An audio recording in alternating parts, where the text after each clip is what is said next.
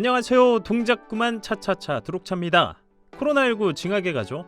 그래도 좋은 소식, 사회적 거리두기 완화 조치로 스포츠 경기를 관람할 수 있게 됐습니다. K리그 개막이 유관중으로 된다는 거예요. 저도 직접 보러 갈까 하는데요. 우리 그 전에 하나원큐 K리그2 2021 시즌 어떤 이슈들이 있는지 한번 훑어보겠습니다. 올 시즌 K리그2에 속한 팀들을 살펴보면 수도권 4팀, 경상권 3팀, 충청권 2팀, 호남권 1팀으로 포진돼 있어요. 제주가 승격해줘서 나머지 팀들은 개이득이죠. 서울 이랜드와 부천, 안양, 안산은 뭐 가깝죠. 거리로만 따지면 홈인지 원정인지 1시간이면 가니까요. 경상권 팀 부산과 경남, 김천의 경우도 가깝긴 합니다. 차로 2시간 정도? 충청권 2팀, 대전이야 돈 많으니 상관없어요. 문제는 충남 아산이죠. 시민구단 창단으로 지난해 출범했지만 보고 있으면 정말 짜네요. 올해 K리그2는 언제나 그렇지만 역대급 시즌이 될 것 같습니다. 승강제 시행 이후 K리그 1, 2 간에 가장 많은 팀의 이동이 있었고요. 그만큼 격차도 좁혀졌다는 이야기가 되겠죠. 국군체육부대가 연고제로 옮기면서 상주 상무축구단은 역사 속 한 페이지로 사라졌습니다. 대신 김천 상무축구단이 팬들을 찾아가죠. 김천 상무는 당연히 우승후보 영순입니다. 독보적이지 않을까 싶어요. 입대 직전까지 경기를 뛰었던 선수들이 바로바로 수급되기 때문에 상대적으로 경기 경험이 적은 K리그2 팀들을 상대로 그래요, 어쩌면 양악을 할지도.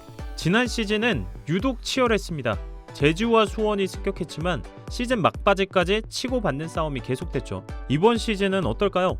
우선 경남FC와 대전, 서울 이랜드, 전남이 있습니다. 일단 이 팀들이 지난 시즌 승점이 너네 사기니? 먼저 대전 하나시티즌을 볼까요?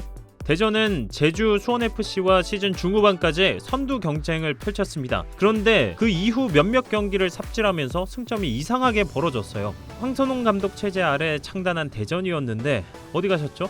그런데 대전은 이런 얘기가 돌아요. 감독 위에 관리자가 있다? 있잖아요? 여튼 워낙 탄탄한 선수들이 많기 때문에 올 시즌 충분히 우승 경쟁을 해볼만 하겠죠. 경남과 서울 이랜드도 마찬가지입니다. 설사커, 경남의 축구는 지난해 인상적이었습니다. 지는 경기를 비기게 만들고 비길 경기를 이겼어요. 올 시즌 선수 영입도 만만치 않습니다. 이정엽, 윤주태, 윌리안, 에르난데스 등등 20명 가까운 선수들이 합류했는데요. 기존 백성동, 황일수 등등 무시무시한 공격진이 기대됩니다. 서울 이랜드는 정종용 감독이 2년차를 맡습니다. 확실히 앞선 팀들에 비해선 선수층이 얇아 보이긴 하는데 그래도 폭풍 영입이 있었고요. 무엇보다 지난해 될 듯 말 듯 했던 정 감독의 전술이 얼마나 성장했고 선수들에게 녹아들었을지 궁금해집니다. 전남 드래곤즈는 대전, 경남, 서울 이랜드에 비해 공격 무게감이 떨어집니다. 지난해 승을 거둔 경기도 다른 팀에 비해 적었고요. 하지만 이 팀은 수비가 막강합니다. 그때 수비 자원이 그대로 남아있고요. 제공권에서도 막강한 모습을 보여줬죠. 선수 변동폭이 크지 않은데 올해는 많은 골을 터뜨려줄지 궁금하네요. 앞선 팀들이 중상위권을 노리는 팀이라면 플레이오프에 진입해 상위팀 발목을 호시탐탐 노리는 팀이 있습니다. 바로 FC 안양인데요.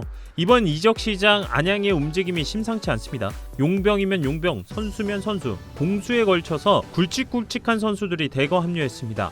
부산 아이파크, 왜 이 팀을 보면 안쓰러운 마음이 들까요? 4수에 걸쳐 K리그1에 복귀했지만 한 시즌을 버티지 못하고 다시 내려왔습니다. 아니 이 정도면 네가 있어야 할 곳이 여기야.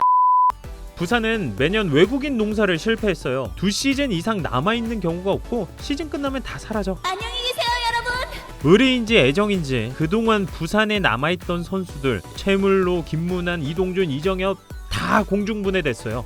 지난해 K2 득점왕 안병준 선수와 제주 승격 핵심 발렌티노스 등 네임드 영입이 위안이 되긴 합니다. 전체 선수단 연령대가 낮아진 점도 눈에 띄는데요. 새로 부임한 히카르도 페레즈 감독이 3달 만에 어떤 팀을 만들었을까요? 해외 유입 팬이 급증한 팀이 있습니다. 인스타그램 팔로우 수가 갑자기 10,000을 넘어서더니 이틀 만에 20,000을 넘기더라고요. 바로 안산 그리너스입니다. 올 시즌 안산은 K리그 역사상 최초 5명의 용병으로 리그 레이스를 시작합니다. 지난해 독보적인 모습을 보여줬던 까뉴뚜가 팀에 남아있고 두아르테, 마사친구 이와세고, 아르헨티나 명문 보카 주니어스에서 엘리트 수업을 받은 산티아고가 합류했습니다. 거기에 동남아 쿼터를 활용해 인도네시아 국가대표 아스나위를 영입했는데 그 인기가 장난이 아니에요. 안산만의 공격 축구를 하겠다고 선언한 김길식 감독. 지난해 경기를 봐도 안산은 골은 먹더라도 공격적인 모습을 많이 보여줬습니다. 올해도 기대가 되네요. 중위권을 맴돌며 간간히 플레이오프 싸움을 해왔던 부천이 지난해엔 리그 10팀 중 8위, 아쉬운 성적을 남겼습니다. 올해는 아산보다 약한 스쿼드라는 평가도 나와요. 외국인 용병이 한 명. 부천 팬들 속 끓는 소리가 여기까지 들리네요.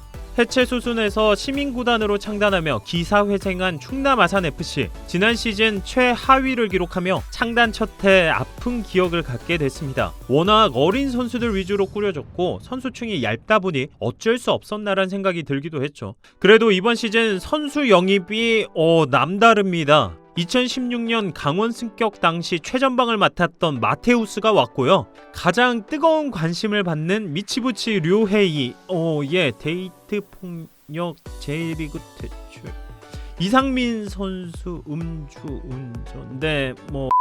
여튼 지난 시즌 원더골을 자주 만들어낸 이재건, 이은범도 충남을 지키게 됐습니다. 짧은 휴식기를 가진 선수들이 어떻게 몸을 만들었을지, 각 구단은 어떤 전술로 경기에 임하게 될지 어느 때보다 궁금해집니다. 드디어 경기장을 직접 찾아가 관람할 수 있는 날이 왔습니다. 모든 경기장이 매진되는 날을 기대하면서 오늘은 동작 그만 여기까지 할게요.